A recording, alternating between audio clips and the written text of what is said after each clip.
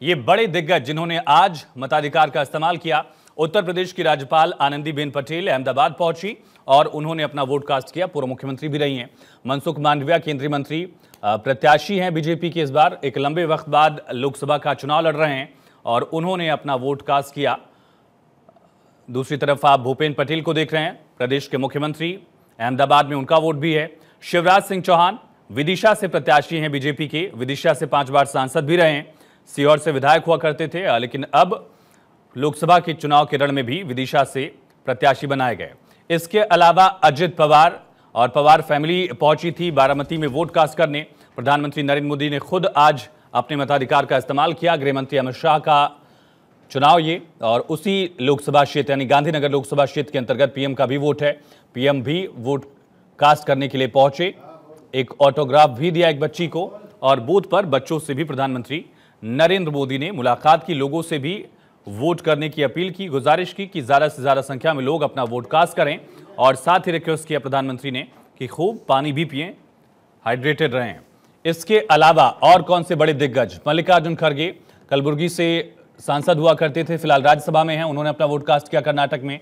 अखिलेश यादव कन्नौज से प्रत्याशी हैं। जसवंत नगर में उनका वोट है, मैनपुरी की, वहां उन्होंने वोट कास्ट किया।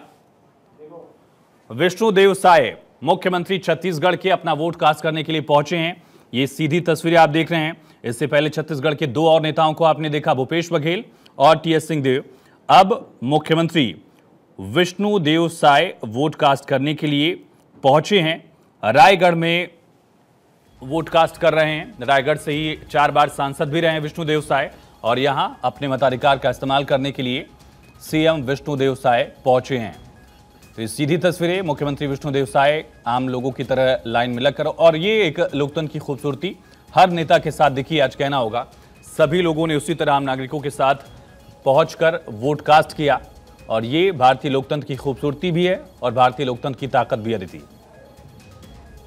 बिल्कुल, देखिए लगातार तस्वीरें हमारे सामने हैं, और आज के जो ये तीसरे चरण का चुनाव है जिसमें 93 सीट्स आती हैं, उसमें भारतीय जनता पार्टी का दबदबा है। तो आज की चुनौती ये है कि भारतीय जनता पार्टी उस स्ट्राइक रेट को उसको रिटेन कर पाए, और वहीं विपक्ष का ये बात है कि वो अपनी पुरानी सीटें तो रिटेन करे ही, भारतीय जनता पार्टी कैसे कम करे, और साथ में फिर एनडीए और इंडिया गठबंधन यहाँ तमाम।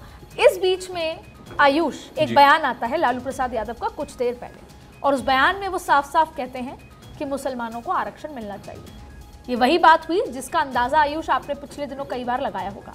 अब सवाल ये उठता है कि हम ये तस्वीरें लगातार दिखा रहे हैं कि कैसे सुबह से नरेंद्र मोदी के साथ साथ अमित शाह के साथ साथ अखिलेश यादव के साथ साथ तमाम दिग्गज वोट कर रहे हैं, लेकिन इस बीच में ऐसा बयान आना और फिर उसी पर जो रिप्लाई आना या कटाक्ष आना योगी आदित्यनाथ का कि वो राम भक्तों पर सपा के लोगों ने गोली चलाई थी।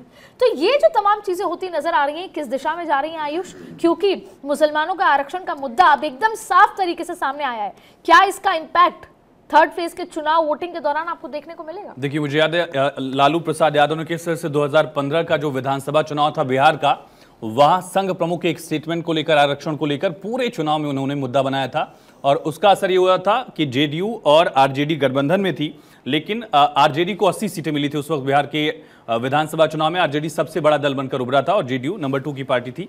तो ये आरक्षण का मुद्दा इतना बड़ा इशू है, और खास करके इस चुनाव में जब लगातार खुद विपक्ष घिरा हुआ है, पीएम मोदी इस मुद्दे को लेकर लगातार हमलावर है। आयुष, आपसे एक बात समझना चाहती हूँ यहाँ पर।